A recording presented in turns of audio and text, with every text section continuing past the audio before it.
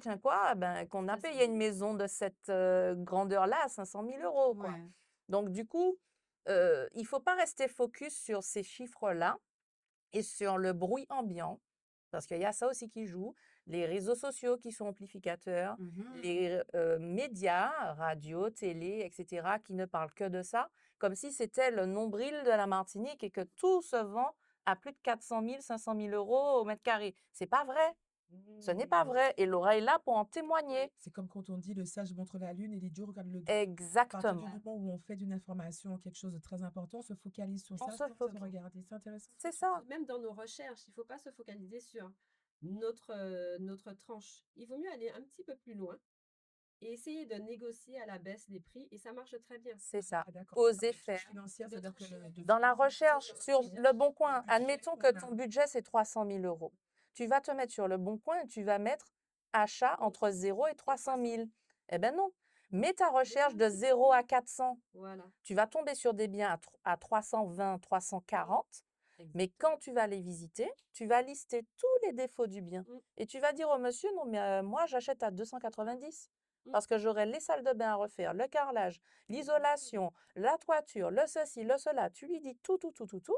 S'il est pressé de vendre, il va te vendre à Oui. 290. Il faut Je faire t'assure. confiance à la marge de négociation. Il Moi, faut faire confiance. je peux en témoigner. Mmh. Moi, j'ai eu une histoire de succession un petit peu chaotique et je me suis retrouvée à 30 ans à hériter de biens qui étaient complètement vétustes.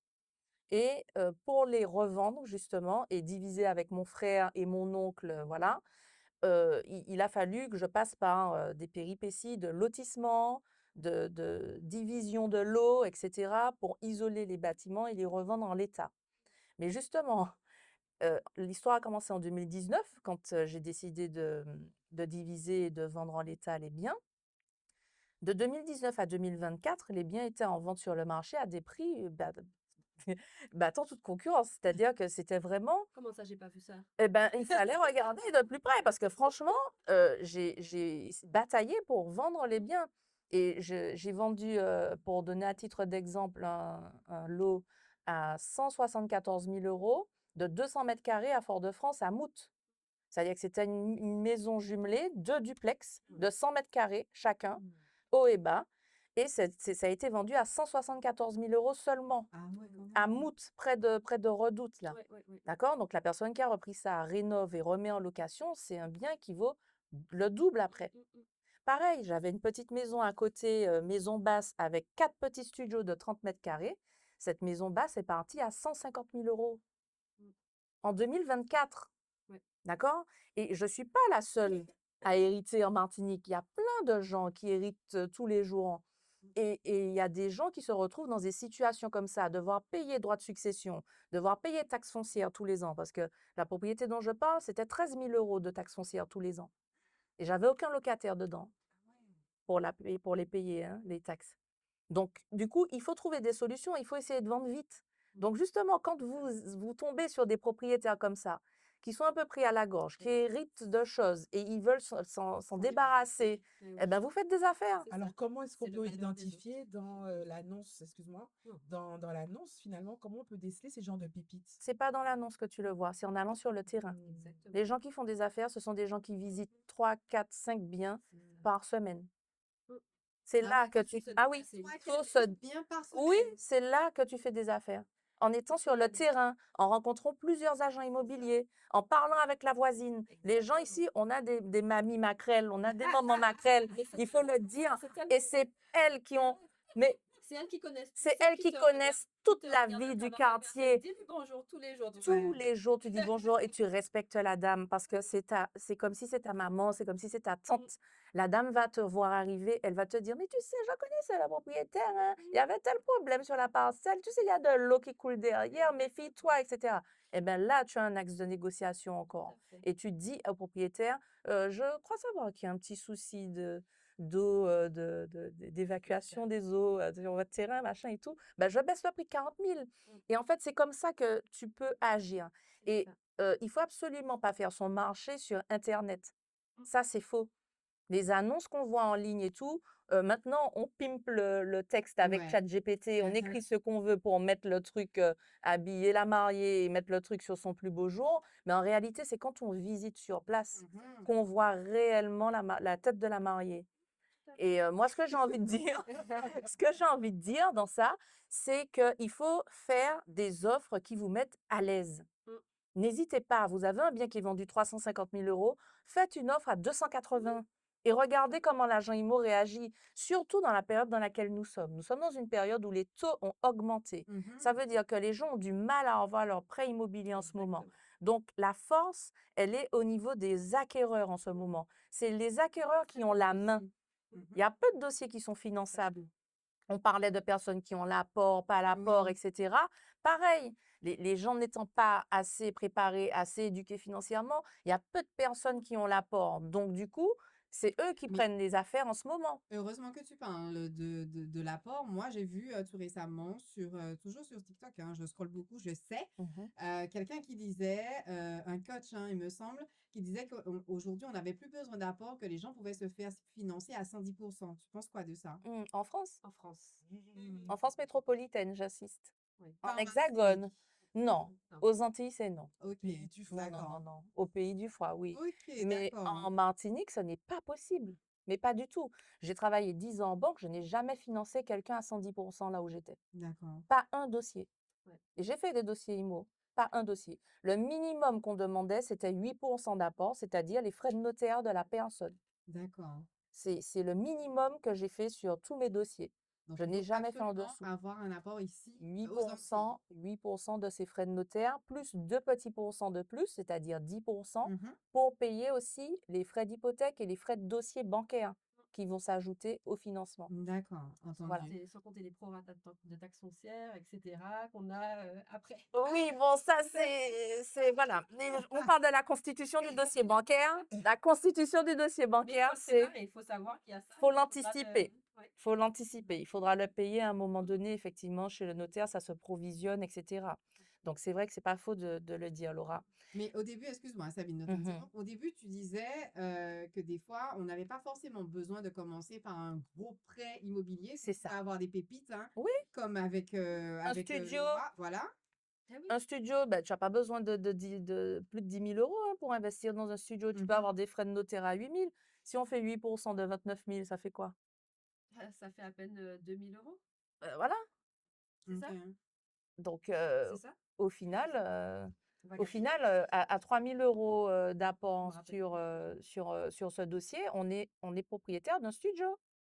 Mhm. Et le D'accord. studio, il se loue très, très bien avec une forte valeur locative puisque c'est des petites surfaces qui ont Oui. les meilleurs, rendements locatifs. Donc c'est très bien de commencer par un studio. D'accord. Ben justement, on va revenir un peu sur ton coaching. Mmh. Je te faisais l'exemple de cette personne qui a peut-être, je vais dire n'importe quoi, 45 ans, 46 ans, 47 ans, je sais pas, peut-être 50 ans à tout casser. Mmh. Cette personne n'avait pas d'éducation financière, mais Mmh. elle souhaite quand même investir. Mmh. Quel conseil donnerais-tu à cette personne qui a envie d'investir, mais que pour l'instant, elle est un petit peu dans le flou? Alors, une personne qui a envie d'investir, qui est dans le flou à l'heure actuelle, je lui dirais de commencer déjà par des lectures. C'est-à-dire qu'on a des livres aujourd'hui qui Mhm. sont très bien faits et qui expliquent les règles du jeu. C'est-à-dire qu'on ne peut pas jouer un jeu, l'immobilier c'est un jeu. On ne peut pas jouer un jeu sans connaître les règles. Donc, on ne peut pas espérer d'un coaching ou de quelqu'un d'autre de nous donner la science D'accord? et puis on reste là passif et puis on boit tout ce que la personne dit. Attention à ça. Il y a coach et coach. Mm. Il y a des gens qui prétendent être coach et tout machin, qui vous dépouillent, qui vous demandent des 1000 et des cents pour vous former soi-disant. Et au final, vous ressortez complètement liquéfié du Oui. parcours et vous n'avez pas obtenu un résultat On ne favorable. parlera pas des fameuses pubs YouTube où Exactement. certaines personnes proposent un certain accompagnement. Les gens, ouvrez les yeux. Faites attention. Excuse-moi, Faites attention, c'est-à-dire qu'il y a des pubs YouTube qui sont vraies, très mais alléchant. attention, voilà, très alléchantes, mais attention, vérifiez derrière les avis Google, vérifiez auprès de personnes qui se sont déjà fait coacher par cette personne, comment ça s'est passé. Voilà, faites des vérifications, ne faites pas Moi, je confiance pense qu'il aveuglément aux y a gens. plusieurs Vas-y, Laura. méthodes, en fait, je pense. Et quand on te propose un coaching, souvent les coachs ont une méthode qu'ils essayent de transposer à chaque personne, en fait. Ouais, je vois ce Sauf que que tu veux chaque dire. personne est un individu très différent, Exact. avec des situations très différentes, voire opposées. Mmh. Et une méthode ne peut pas fonctionner avec tout le monde. C'est Non, Ouais. impossible. c'est impossible. C'est Il faut impossible. absolument que ça soit personnalisé. Donc, c'est pour ça que moi, je personnalise absolument mes entretiens et je ne propose pas la même stratégie d'investissement à tout le Exactement. monde. Et c'est pour ça que je me suis focalisée, moi, en plus, en coaching, en investissement, que pour les femmes. Alors, je ne sais pas si je l'ai précisé, Non. Mais je l'ai compris tout à l'heure, tu mais l'avais dit. voilà, je le précise maintenant puisque j'ai dit tout à l'heure que je veux réveiller Ouais, la Tout à puissance fait, c'est ça, j'ai financière compris. des femmes antillaises. Et en fait, c'est là, c'est que moi, je veux que ça soit absolument quelque chose dans l'énergie féminine, qu'on reste, voilà, de femme à femme à se donner des bons conseils et Mhm. tout et expliquer comment tout fonctionne. Mais pour revenir à ta question, il faut que la personne arrive déjà avec un petit bagage parce que je ne pourrais pas tout faire à sa place. D'accord, entendu. Donc, certes, je vais lui donner les bons conseils, je vais lui donner les bonnes stratégies, je vais l'orienter vers le fiscaliste qu'il faut, le notaire qu'il faut, le conseiller en gestion de patrimoine qu'il faut. En fait, j'ai tout le panel même des artisans pour ses travaux. Ah, c'est bien. J'ai Ouais. tous les professionnels qu'il te faut, banquiers d'affaires et tout. J'ai gardé des contacts, évidemment, dans mon ancien milieu. Donc, je peux amener ton dossier, même chez des courtiers, etc. J'ai les contacts. Donc, je vais te donner le conseil et t'orienter vers la stratégie qui t'ira à toi le mieux. Parce qu'il y a des personnes qui arrivent avec une stratégie en se disant: «Ouais, moi j'ai envie de faire du saisonnier, c'est le saisonnier qui rapporte». Je lui dis: «Oui, mais ma chérie, tu fais quoi dans la vie?» «Ah, je suis infirmière». Mm. «Je suis infirmière. Tu as du temps? Tu as du temps pour toi?» C'est Non, je suis overbookée». «Et donc tu auras le temps de gérer une location saisonnière?» ça. Et en fait, j'ai ça tous les jours en appel Ouais. diagnostic, des personnes qui ne se rendent pas compte de l'effort que ça demande et surtout en saisonnier et de la posture entrepreneuriale que c'est de faire du saisonnier. Donc, du coup, je réveille un petit peu. Moi, je suis cash, je suis franche, hein. Je dis aux gens la vérité. Moi, il n'y a pas de rêve. Tu prends un coaching avec moi, c'est pour te secouer les puces, déjà. Ouais. Et c'est pour passer à l'action, deuxièmement. Et c'est pour que je te mette en face de tes réalités. Parce que j'ai eu récemment un appel avec une cliente qui me dit qu'elle veut une maison à 450 000 €, elle veut acheter ci, ça dans le sud de la Martinique. Ok, d'accord. Je fais le calcul de son endettement et je vois qu'elle ne peut pas aller plus loin que 250. Je lui dis, mais ma belle, ça colle pas les chiffres. Donc, ok, gestion budgétaire, gestion financière, Ouais. éducation financière, tout ce que tu veux, mais il faut aussi que les personnes se remettent En question. en question par rapport à leurs propres capacités, leur propre budget, etc. Ça m'amène sur un autre sujet qui me tient très à cœur et que je veux dire maintenant. On parlait de gestion financière, comment gérer son argent correctement, comment s'éduquer financièrement et tout, et comment faire pour avoir les moyens d'accéder aux prêts immobiliers et tout. Il y a un truc qu'on fait très bien aux Antilles, je trouve, c'est le job. Est-ce que vous connaissez le principe du job? Ouais. Les Américains appellent ça le side job. Je parlais de argent pas déclaré. Alors, il y a argent déclaré et argent pas déclaré. Mhm. Après, pour faire un prêt, on est obligé de le déclarer, nous sommes d'accord. Mhm. Bon, on a des gens qui sont spécialistes, qui ont un boulot, ils sont salariés dans une entreprise la semaine, Mhm. et le week-end, ils font un job, effectivement, qu'ils ne déclarent pas, mais qu'ils pourraient déclarer. Mhm. Parce qu'au final, ils deviennent tellement bons dans cette catégorie-là qu'ils peuvent créer une petite entreprise individuelle et faire rentrer ces revenus supplémentaires dans leur revenu général. Enfin, C'est ça. d'accord? Tout à Donc fait. là, ce que je veux dire, c'est qu'il ne faut pas se cantonner au fait que, ah, on n'a pas les moyens, j'ai un petit salaire, et niveler les choses par le C'est bas. comme Martine qui va faire les pâtés salés, les pains au beurre régulièrement pour la famille, etc. C'est ça. Qui ne demande pas forcément d'argent, qui demande un petit 10 €. Non, Tandis que si elle mais professionnalise ça, elle c'est pourra se faire ça. une vraie C'est-à-dire qu'il faut, Exactement. il faut de plus en plus qu'on réfléchisse à avoir deux boulots, Plusieurs Ouais. sources de Alors, revenus. plusieurs sources de revenus, quelqu'un, multiplier voilà, les sources de quelqu'un revenus. travaille à côté, elle a une petite entreprise, je dis n'importe quoi, elle vend des bijoux en acier Par inoxydable, du exemple, parfum, des par trucs comme ça. exemple.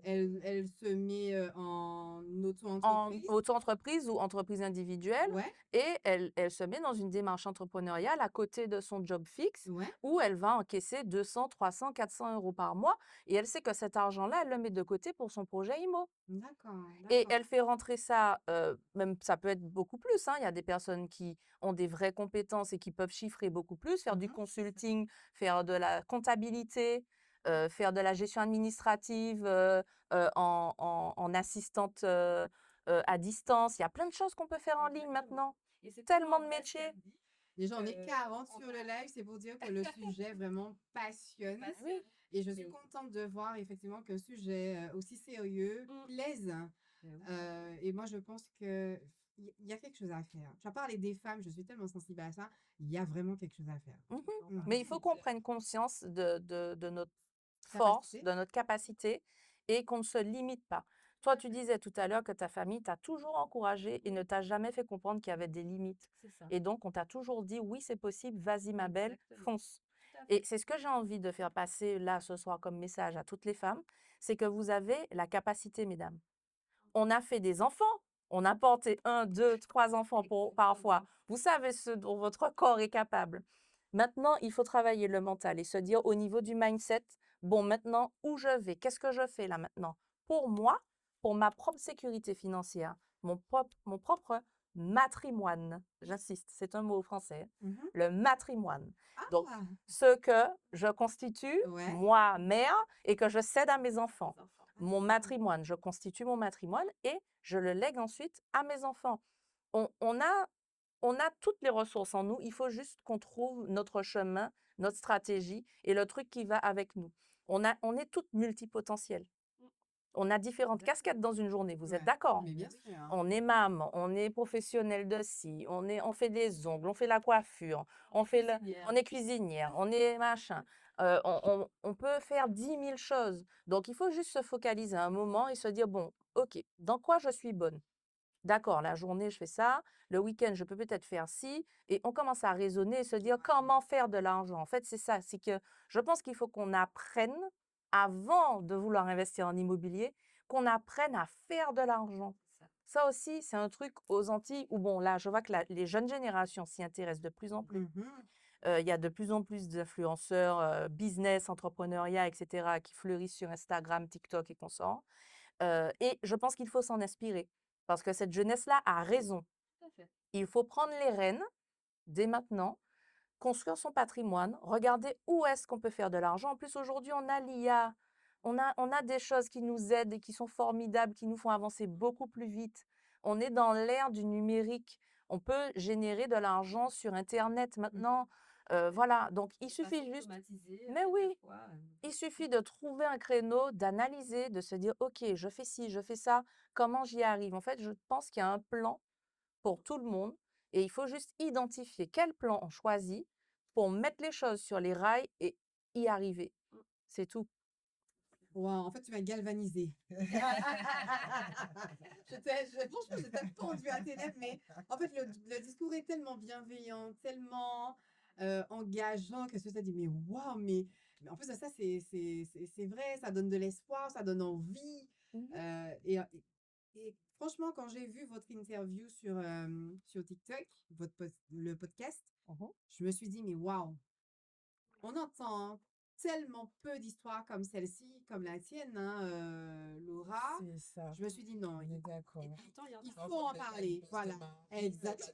De renaissance. Un tas de choses inutiles Ça, et on parle pas des vraies choses. Donc c'est pour ça que Voilà. le podcast, Sabine Imo Pays, je fais ma pub, hein, voilà. Mais bien sûr. Connectez-vous sur Instagram, abonnez-vous parce que voilà, j'ai aussi une chaîne YouTube, Sabine Imo Pays et j'ai absolument envie de véhiculer ça.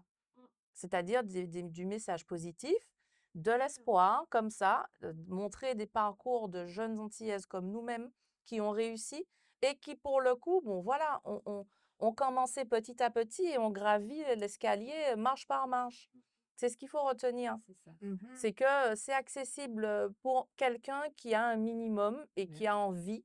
C'est complètement accessible. Il y a un plan A, un plan B, un plan C. Il faut juste Exact. avoir la recette. En fait, c'est un petit Exactement. peu comme un gâteau. Il faut avoir la recette pour exécuter. Aujourd'hui, investir en immobilier, il n'y a pas de secret. Mmh. Tout le monde sait, on se branche sur YouTube, on se branche sur Google, on tape même dans le chat GPT aujourd'hui. Comment faire pour? Vous mettez Comment faire tout, oui. tout votre script sur chat GPT, il vous dit comment faire. Mmh. La recette, elle est connue. Maintenant, c'est le mindset qu'il nous manque aux Antilles.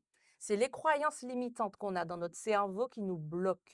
Et effectivement, cette éducation familiale, parfois transmise, qui est un peu lourde, des personnes qui vont tenter de nous décourager aussi pour nous protéger. C'est bienveillant parfois, hein. Les parents, ils ont peur qu'on se casse la gueule et ils vont nous décourager, nous dire: «Tu es sûr que tu vas faire ça? Mon Dieu, tu vas faire un prêt de tout ça d'argent, machin et tout, tu as pas peur, tu as pas peur». Mais en fait, non.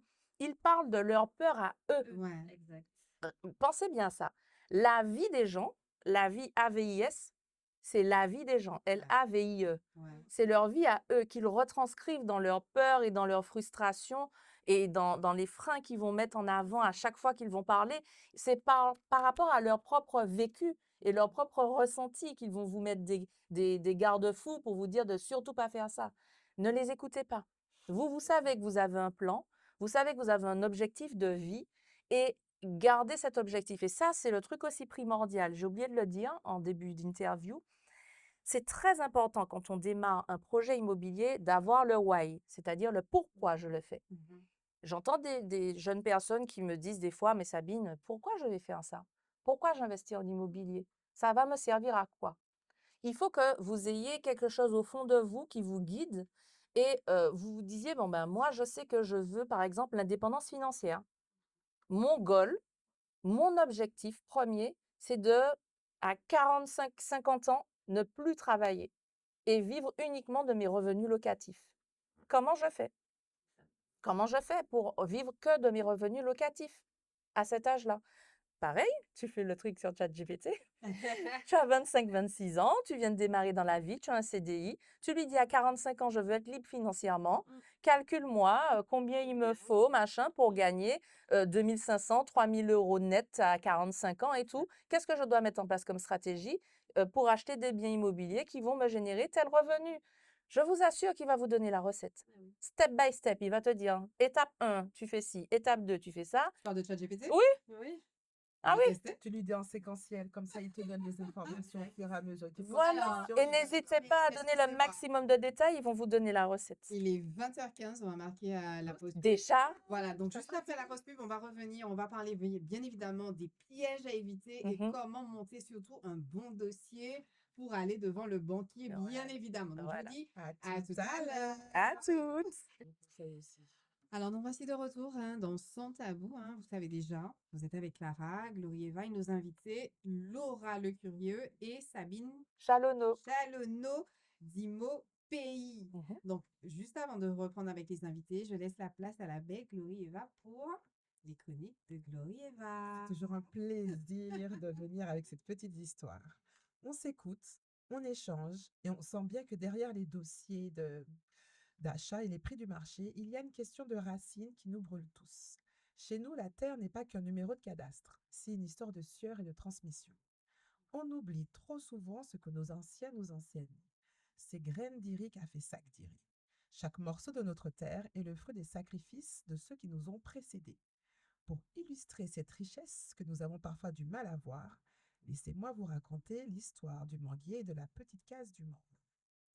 Sur un magnifique terrain qui surplombe la généreuse campagne de Saint-Joseph, se tenait une petite case en bois, solide entourée d'un abondant jardin. C'était l'œuvre d'une vie de labeur, mais avec le temps, la famille s'était déchirée. On ne se parlait plus que par jurons, menaces, voire avocats interposés.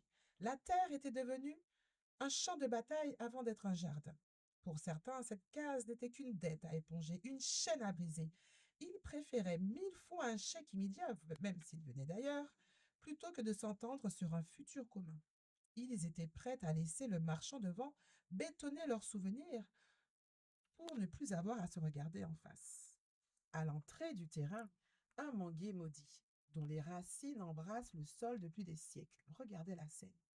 Il entendait l'investisseur sourire, déjà prêt à effacer le nom de la famille sur la boîte aux lettres. Le manguier savait que si la signature tombait, c'était la fin de la lignée sur ce morne. Ce n'était plus qu'une question d'argent, c'était une question d'extinction. Ce jour où les héritiers se mirent enfin d'accord, alors que la plume tremblait au-dessus du papier, le manguier maudit décida de parler. Il ne chantait pas ce soir-là. Il craquait comme un vieux rhum qui brûle la gorge sur le champ des alizés. Un bruit qui ressemblait à la voix du grand-père qui avait défriché ce monde à la main. Il murmurait. Si vous vendez la terre qui vous nourrit pour acheter ce qui vous affame, que restera-t-il de votre nom? C'est alors que la plus jeune de la famille s'arrêta. Elle ne vit pas une vieille bâtisse, elle vit un ancrage. Elle comprit que chaque mètre carré était un grain de riz précieux. Elle dit aux autres, nous cherchons la richesse dans la poche des autres, alors que nous marchons sur notre propre or. Apprenons à valoriser ce que nous avons. On ne vend pas le socle de notre futur pour un chèque qui disparaîtra en un carême. Le manguier maudit s'apaisa. Le terrain ne fut pas vendu, il fut transformé. On y bâtit avec intelligence, en respectant le relief et l'histoire. La petite case devint le cœur d'un projet solide, car on y avait enfin ajouté le savoir moderne au respect du patrimoine. Et voilà ce que nous murmure le souffle des alizés dans les branches du manguier. Ces graines d'iri a fait sac d'iri. Au-delà des dossiers, il y a cette vérité.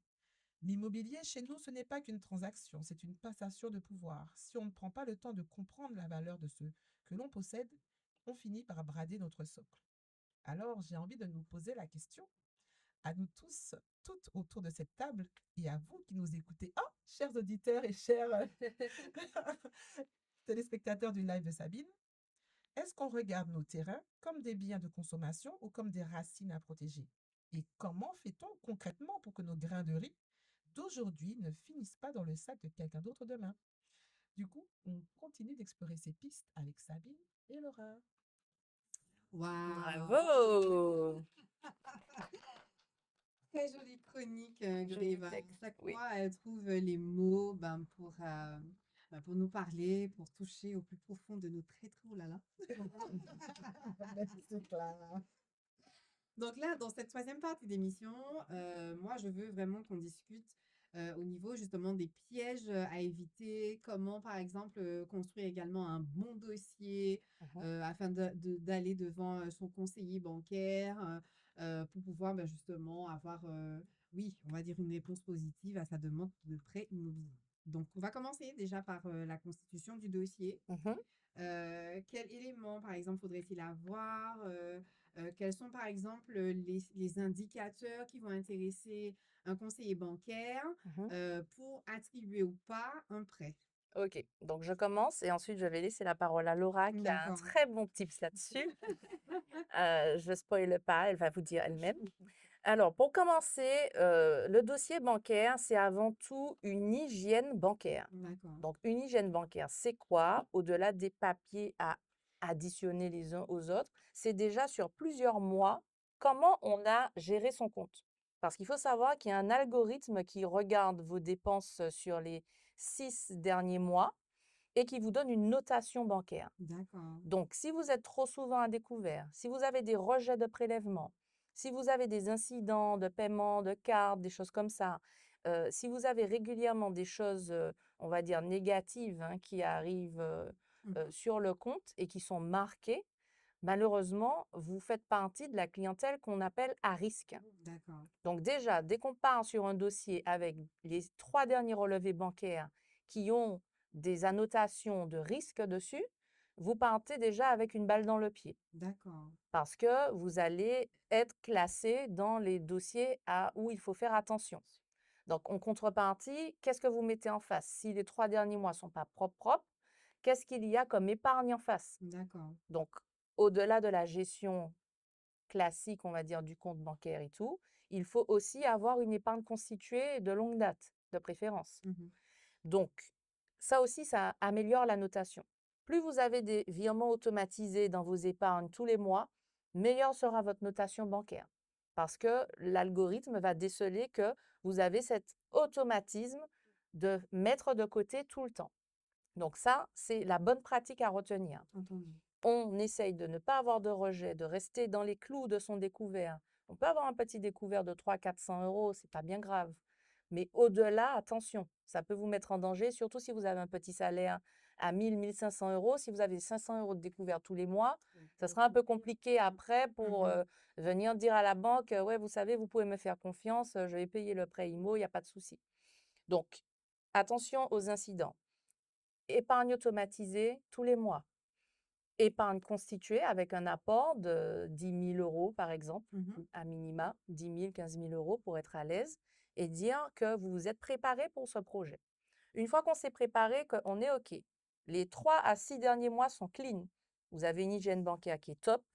Le compte bancaire, il n'y a rien à dire. Je propose de déposer votre dossier bancaire quand vous êtes dans ces conditions. Ne déposez pas un dossier bancaire avec des relevés foireux. Ben non, c'est ça, personne ne fait ça. c'est vrai. C'est comme si vous déposiez un CV mal rédigé à un employeur. D'accord. On ne fait pas ça. On se prépare, on sait qu'en plus, ce n'est pas tous les jours qu'on va demander un prêt IMO. Voyez? Donc, vous pouvez décaler votre projet de 3 à 6 mois s'il le faut, le temps que vos relevés soient clean. OK? Ensuite, ben, pour constituer un dossier bancaire, c'est très simple, hein. Avis d'impôt, fiche de paye, relevé si vous avez des épargnes ailleurs qu'à votre banque, relevé qui montre le plan épargne retraite que vous avez, ou le PERCO, ou le PEE, enfin, il y a plusieurs. Ouais, oui, c'est clair, on pense pas à ces petits Oui, trucs-là. les assurances vie, les choses comme ça.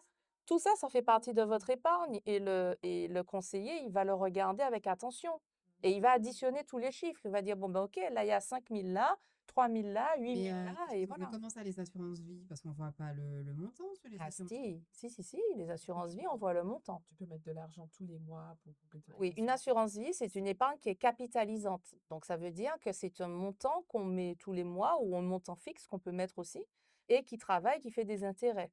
Ah bon? Oui, C'est pas, je attention suis à d'accord avec toi. ne C'est pas pas qu'on confondre avec une ment, on dit pas toute prévoyance. la vérité. Ne pas confondre avec une C'est pas la même prévoyance. chose. C'est pas la Pourquoi? même chose. Une prévoyance et une assurance vie, ça n'a rien à voir. Une prévoyance, par exemple, peut-être que tu parles de quelque chose C'est pour lequel on ça. cotise, et puis si tu décèdes, on donne 30 C'est 000 ça, euros à tes Ouais. héritiers.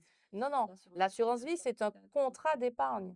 C'est un D'accord. contrat d'épargne dédié qui est bloqué sur 8 ans, qui a des facilités au niveau de l'imposition après 8 ans, qui est plafonné, bon, entre guillemets, à 152 000 € pour ne pas avoir de frais et tout, mais qu'on peut bien sûr dépasser.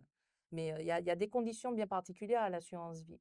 Et ça, c'est un produit de placement qu'il faut étudier avec son conseiller ou son conseiller en gestion de patrimoine pour comprendre comment ça fonctionne. D'accord. Mais on peut très bien commencer une assurance vie, c'est-à-dire il y a 8 ans, pour un projet, on sait à long terme pour le coup, et on va débloquer cette assurance vie 8 ans après ou 10 ans après, une fois que le montant aura atteint un 10 000, 15 000, 20 000 Mhm. € pour pouvoir se lancer sereinement dans son projet. OK? Donc tout ça, c'est des documents classiques à constituer et à mettre à jour régulièrement. Et je laisse Laura expliquer quelle astuce elle a pour bien constituer ses dossiers bancaires. Alors, moi, j'ai ma petite technique, c'est-à-dire que je suis toujours prête à investir. C'est-à-dire que si Sabine demande aujourd'hui mon dossier bancaire, j'ai qu'à faire 2 clics et je lui envoie. C'est-à-dire que sur mon Drive, sur mon cloud, Mhm. j'ai un dossier qui s'appelle dossier bancaire et que je mets à jour tout le temps. Il est mis à jour. Chaque fois que j'ai une fiche de paie, je la rajoute. Chaque fois que j'ai un relevé, je rajoute, je mets. Et mon dossier bancaire, il est toujours à jour avec les différents. Parce que maintenant, bon, ça fait un gros volume à imprimer. Mhm. Maintenant, je n'imprime donc plus. Donc, il y a les bilans des sociétés, il y a les relevés bancaires, il y a tout, tout, tout qui est dedans et que je peux envoyer en 2 clics. Waouh, c'est une très bonne astuce, effectivement. Mm. Parce que c'est vrai que des fois, moi, je vais prendre mon exemple, hein. Moi, j'ai horreur de ça. Tout ce qui est administratif, c'est vraiment pas mon truc. À qui le dis-tu? Laura a commencé par un burn-out administratif en immobilier sur son premier dossier, rappelons-nous. Oui, c'est pour ça qu'elle a mis cette astuce en place, parce qu'elle était en burn-out administratif sur son premier dossier bancaire. C'est ça. Dès que je dois faire un dossier et que je vois la liste des pièces, je suis déjà en PLS. Je me dis, purée, mais c'est quoi ça? Ben C'est oui. ça, tout J'ai est horreur de organisé. ça. Non, mais Mais comment c'est une faire? Parce excellente que astuce. c'est vrai que c'est pas simple. Par exemple, je vais encore parler de moi, ce qui fait que quand je suis rentrée, peut-être au bout d'un an ou deux, j'ai le 13e mois, l'intéressement. Je me Mhm. suis dit, OK, on va mettre de côté. J'ai été voir ma banquière. Elle m'a dit, bon, ben oui, là, il faut assainir un peu la situation. J'avais pu avoir des petits découverts. Donc, OK, elle m'a dit, il faut arranger. Finalement, elle est partie, la petite dame. Je reviens, c'est un bonhomme. Mhm. Et en fait, on n'a pas forcément les mêmes conseils. Mmh. Et finalement, sur une situation que j'avais pu épurer, donc j'étais à plus de découvert, j'utilisais juste mon salaire, je mettais de côté. Bon, j'avais dû faire des petites dépenses pour accompagner mon fils, etc. Mais finalement, le monsieur n'a peut-être pas, je ne sais pas qu'est-ce qu'il s'est dit, mais il m'a plombé le moral. Du coup, allez, vas-y, One Life, on part à la Dominique. Mmh. Ce qui fait que comment faire pour ne pas se laisser influencer? Parce que tu vas avoir un professionnel. Mmh. Tu attends qu'ils te disent, tu as été dans la même banque dans laquelle tu es depuis 30 ans, s'il te C'est plaît. ça le piège. Et du coup, tu te dis, ok, j'ai dit ce qu'elle m'a demandé, j'ai fait ce qu'elle m'a demandé il n'y a pas longtemps. Maintenant, je reviens, mais le monsieur, il te sort un autre discours. Tu Mmh. dis, non, mais finalement, c'est pas suffisant, etc. Donc, je réalise que même avec la somme que j'avais sur mon compte à l'époque, que j'aurais pu commencer par un petit investissement Mmh. qui m'aurait peut-être donné un peu plus d'apport, un peu plus de confiance Tout à pour fait. continuer. C'est Ouais. ça. Comment ne pas se laisser parasiter? Alors là, ça, j'ai C'est pas un la problème de réponse. confiance en soi. Mmh. Il faut avoir confiance en toi et en ton projet. Moi, c'est tout ce que je te. Donc, elle aurait dû peut-être passer par une autre banque. Exact. Exactement. Ou un autre conseiller. Ou un autre conseiller. Ouais. Moi, bon, j'ai un truc à dire. Bon, ça, désolée, hein, je, je vais cracher dans la soupe pour le coup parce que j'ai été dans le milieu Ouais. bancaire et je sais exactement comment ça se passe. Désolée, les conseillers bancaires qui me regardent et qui Elle me dit la connaissent. vérité, c'est sans tabou ce Je soir. dis la Merde, vérité, c'est sans chez toi. tabou. Les conseillers bancaires sont des commerciaux. Ils sont employés pour vendre les produits de la banque qui les emploie. Ce ne sont pas des conseillers en gestion de patrimoine, ce ne sont pas des conseillers immobiliers, ce ne sont pas des conseillers généraux. Donc attention à ne pas vous adresser aux mauvais interlocuteurs parce que la conseillère que tu as eue qui te connaissait et qui avait voilà On a fait un le minimum tour. de professionnalisme et avait envie que tu réussisses et tout machin, t'avait donné des bons conseils parce que voilà, hein, on tombe sur des très bonnes personnes aussi. Malheureusement, ça n'a pas été le cas avec le suivant. Et on a un très gros turnover dans les banques maintenant. C'est vrai. Tous les 18 mois, ça change. Tous les 18 mois, il y a des changements de poste, il y a des démissions, il y a des grossesses, il y a des départs à la retraite, et c'est la vie d'une entreprise. Et c'est normal. Le problème, c'est qu'on se retrouve avec de plus en plus de jeunes qui arrivent avec leurs a priori, qui arrivent avec leur propre éducation, leur propre pensée limitante. Attention à ça, messieurs, dames. Oui. Attention au conseiller bancaire qui va vous insuffler ses propres pensées limitantes et ses propres croyances limitantes à lui. Faites bien attention parce que moi j'en ai vu des personnes qui ont peur de leur ombre, qui sont à des postes, qui découragent des gens de faire des projets alors que c'est eux au fond qui ont peur de faire les choses. Et ils vont vous dire, mais non madame, je pense que c'est pas suffisant. Mais non madame, mais ils vont jamais vous dire comment il faut faire pour y arriver. Ils vont juste rester en superficie, là, en superficiel, et ils vont pas creuser. Et ils vont vous dire là, texto, mais non, là, 5 000 euros, c'est pas assez. Dégagez, sortez de devant moi, j'ai autre chose à faire. Et Mm. comment faire quand tu n'as pas autour de toi des personnes qui ont investi, qui ont pu avoir ce genre d'opportunités comme Laura? Mhm. Parce que finalement, c'est aussi ton environnement, ton entourage, tes Oui, fréquentations qui vont te permettre d'aller vers ça, qui vont te permettre de rester focus, qui vont faire que ta mentalité évolue. c'est ça. Il faut fréquenter des personnes qui ont fait. Il faut faire le tri parmi les personnes que vous fréquentez. Rapprochez-vous des personnes qui ont déjà investi en immobilier. Ça ne te viendrait pas à l'esprit de prendre des conseils d'un électricien pour faire de la plomberie, Non, c'est J'avoue. sûr. d'accord? Ça. Mais au moins, Donc, lui, il a une entreprise, donc peut-être qu'il peut me parler Oui, d'entrepreneuriat oui, mais encore, tu sais pas comment il gère son entreprise, aussi. parce qu'il y a entrepreneur et On est entrepreneur. d'accord. Donc, il faut juste se rapprocher des personnes qui ont l'expérience, des personnes qui ont déjà fait. On apprend des personnes qui ont déjà une expérience, des personnes qui sont déjà passées par un certain chemin. Donc, si vous avez envie d'évoluer vers une certaine direction, moi, ce que je recommande, c'est de déjà vous inscrire, par exemple, dans des clubs d'investisseurs immobiliers. Moi, je suis inscrite en Martinique au SIAG. Oui, il C'est y a un intéressant, club, ça. club des investisseurs immobiliers, ça s'appelle le SIAG Antilles-Guyane. Mhm. C'est Éric Pétricien qui est le président de cette association et qui fait des événements réguliers pour parler d'investissement immobilier en Martinique. Et je recommande absolument de s'inscrire dans ce type d'association pour prendre des informations. Il y a des conférences qui sont données régulièrement sur le sujet. On rencontre des professionnels, on rencontre des investisseurs qui ont fait des projets, mais extraordinaires. Moi, j'ai un tas de personnes dans ce groupe. S'il y en a de connectés, coucou à vous, hein, les membres du SIAG. Franchement, des personnes qui ont fait des projets en saisonnier magnifiques, des personnes qui ont fait des projets, en immeuble de rapport avec plusieurs appartements loués, en meublé. Mmh.